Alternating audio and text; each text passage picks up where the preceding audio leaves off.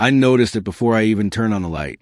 There was a strange, hollow feeling in my room, like a missing tooth in a smile. When I flipped the switch, it hit me instantly. The corner of my bookshelf where my camera always sat was empty. No strap hanging down, no battered lens cap barely clinging on. Just dust and a pale rectangle where the sun hadn't reached because my camera had always been there. I froze in the doorway, backpack still slung over one shoulder, keys tangled in my fingers. For a second, I thought I was imagining it. I even rubbed my eyes, like some cliché movie character, but the shelf stayed empty. I went over every possible explanation in my head in about 5 seconds. Maybe I'd left it in my bag. I dropped everything and tore it open. Not there. Maybe I'd left it in the living room after shooting last night. I knew I hadn't, but I checked anyway. Nothing on the couch, nothing on the coffee table. My chest started to tighten. That camera wasn't just a piece of equipment. It was the only thing that made me feel even half decent at something. Every decent memory I'd captured in the last 2 years had gone through that lens. The idea that it had just vanished overnight felt personal, almost violent. My parents were in the kitchen, talking quietly over coffee. When I walked in, they glanced up at the same time, like they'd rehearsed it. "Have you seen my camera?" I asked, trying to keep my voice calm, casual, not like my heart was beating in my throat. My mother exchanged a quick look with my father, so fast most people wouldn't have caught it. I did. He cleared his throat. "Oh, right," he said, like Nagel Sobi Prosopomneal. "We lent it to your uncle. He needed it for a couple of days." The words didn't land right. They hovered in the air, light and too neat, like a line someone fed him. "You lent it?" I repeated slowly. "Without asking me?" My mother Usmieknalathai too sweetly. "You were asleep when he called. Dear, he needed it early this morning. You don't mind, do you? You're always generous." I stared at them, feeling that hollow spot in my room spreading inside my chest. Something wasn't adding up. My uncle lived 3 hours away. He hated technology. And more than anything, my parents knew exactly what that camera meant to me. The lie was small, almost gentle, but I felt it immediately. I went back to my room, pretending I accepted their explanation, but the moment the door clicked shut behind me, the mask fell off. I paced in circles, replaying every detail of the morning. My parents weren't good liars. Never had been. My dad's voice always tightened, and my mom overexplained everything. Today they'd done both. "You're always generous." That line kept echoing in my head like a taunt. They only said things like that when they wanted me to agree to something I absolutely wouldn't. And lending out my camera, without asking me, they knew that was crossing a line. I sat on the edge of my bed, fingers digging into my knees. Something about this wasn't just dishonest. It was deliberate. Around noon, I finally called my uncle. If the lie was going to unravel, it would unravel fast. The phone rang 4 times before he picked up, his voice muffled like he'd been asleep. "Hey, Uncle Mark, did my parents give you my camera?" There was a pause, the kind that stretches too long and turns awkward. "You're what?" he asked. I repeated the question. Another pause. "I haven't talked to your parents in weeks, kiddo." "Why? Something wrong?" My stomach dropped. I forced a laugh, said it was nothing, hung up before my voice could betray me. The room suddenly felt smaller, like the walls were leaning in. They hadn't lent it. They'd taken it. But why? I marched back to the kitchen, this time with no attempt to hide the edge in my voice. "I just talked to Uncle Mark," I said. "He says he's never seen my camera." My mother blinked slowly, the way she did when she was buying time. My father set his mug down too carefully, like it might break if he breathed wrong. "Maybe he forgot," she said softly. "He's getting older, you know. It would have been funny if it weren't so insulting." My uncle forgot where he left his glasses sometimes, but he wouldn't forget borrowing a whole camera. Their lie was beginning to fray. And still, they didn't try to fix it. They just stared at me, silent, expectant, almost guilty. That was when fear finally crept in, quiet but sharp. Not fear of losing the camera. I could replace that someday. This was something deeper. Fear that whatever my parents were hiding had nothing to do with photography at all. Fear that they weren't trying to borrow something from me, but shield me from something they didn't want to name. The house felt different now, like there were secrets tucked into every corner, watching me. If they wouldn't tell me the truth, I would have to find it myself. The house had never felt like a crime scene before, but that afternoon every drawer looked suspicious. I waited until my parents both left for errands, together, oddly enough. Then I started searching. I told myself I was just looking for proof, but it felt a lot like betrayal. Their bedroom was the last place I wanted to be. The air smelled faintly of my mother's perfume and my father's aftershave, familiar and intrusive at the same time. I opened the top drawer of their dresser, expecting socks, maybe old receipts. I found both, a whole stack of them, rubber banded together like some sad paper brick of secrets. Most of it was boring: groceries, gas, pharmacy runs. Then I saw it, a thin, crumpled slip from a pawn shop 2 streets over. The date was yesterday's. My eyes skimmed down the printed words, heart pounding. Used DSLR camera, black. Serial ending 72F. My stomach twisted. I didn't even have to check. Those last 3 digits were burned into my brain from the day I bought it. I traced the ink with my thumb, as if the number might change if I looked away. The pawn slip didn't just confirm my suspicion. It made everything feel painfully intentional. My parents had misplaced my camera. They'd traded it. Below the pawn ticket were other papers I'd never seen before: a red stamped notice about a late electricity bill, a warning from the bank about missed payments, a letter about final notice for something I was too numb to fully read. The pages trembled in my hands. I knew we weren't rich, but I hadn't realized we were this close to some invisible edge. Suddenly, the lie about my uncle didn't feel random. It felt desperate, like they were trying to patch a sinking boat with their bare hands and didn't want me to see the water pouring in.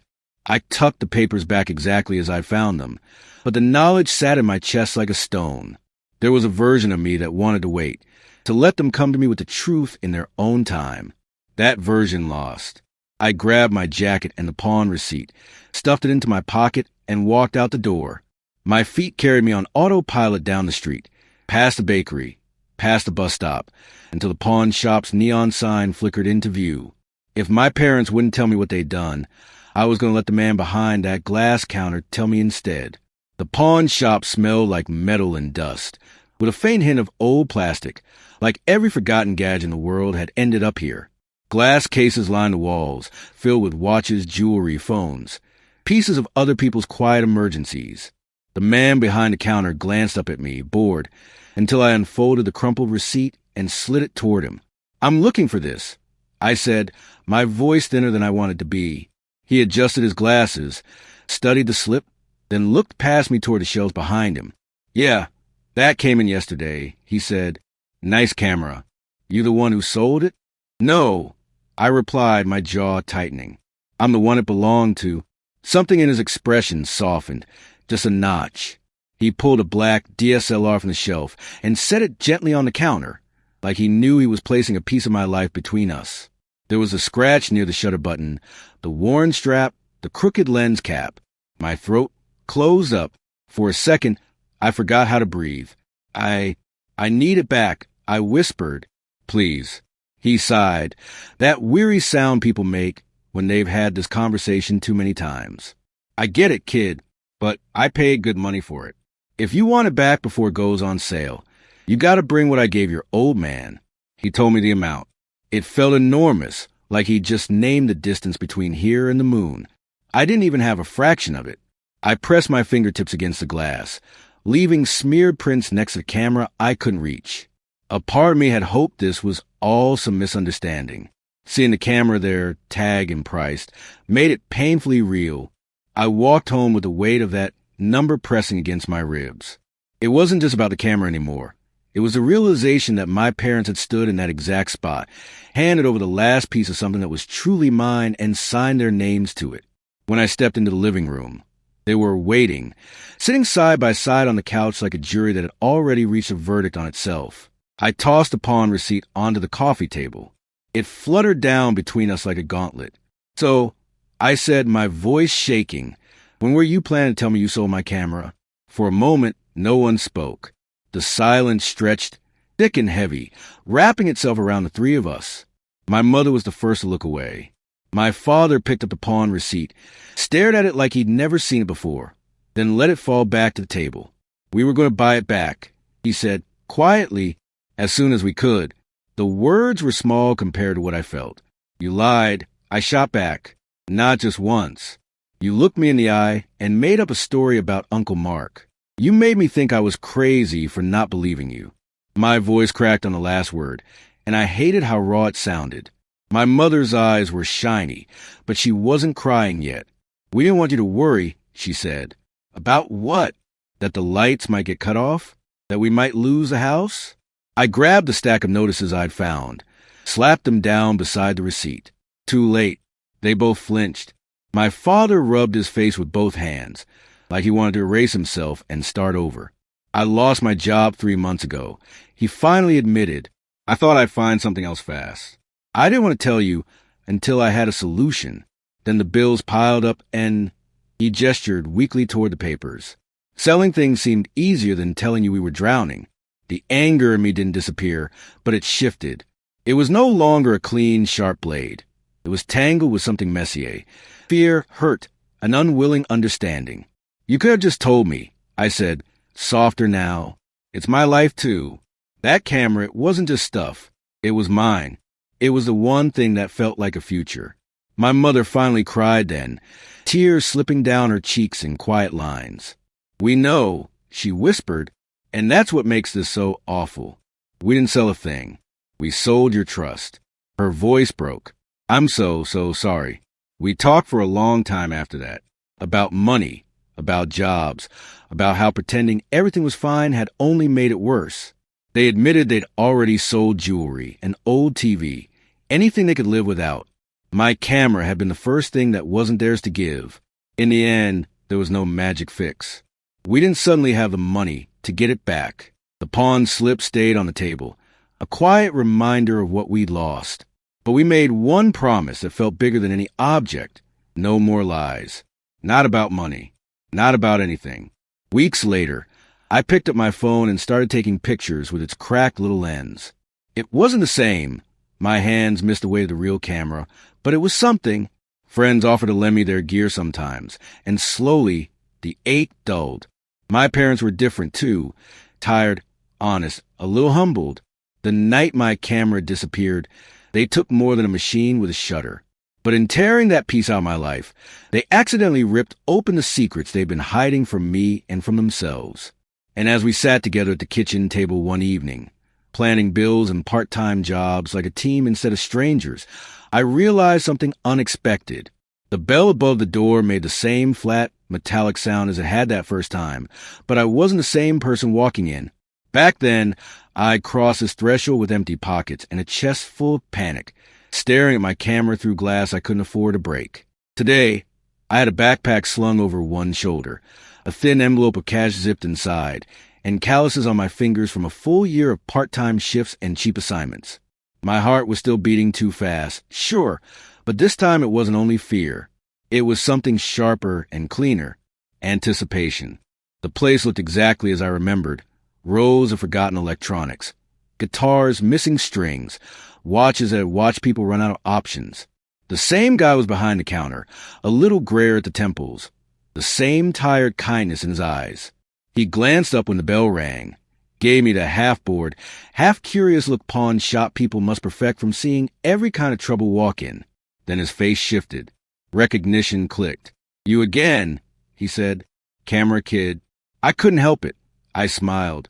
Still me, I replied, but I'm here for something else this time. It wasn't my old camera I'd come to reclaim. That one had disappeared months ago. I'd come by to look for it once, just once, right after we had that massive conversation at home, but it was gone from the shelf, sold to someone who didn't know they were buying 2 years of my life, and a crack right down the middle of my trust. I'd walked out then with empty hands and a weird, aching acceptance. This time, I set the envelope on the counter and said, I'm looking for a used DSLR. Doesn't have to be fancy. Just real. The guy opened the envelope, thumbed through the notes, and whistled softly. You've been busy. He pulled out 2 cameras from behind the glass. One was sleeker, newer, more expensive. The other was older, a little scuffed at the edges, but solid.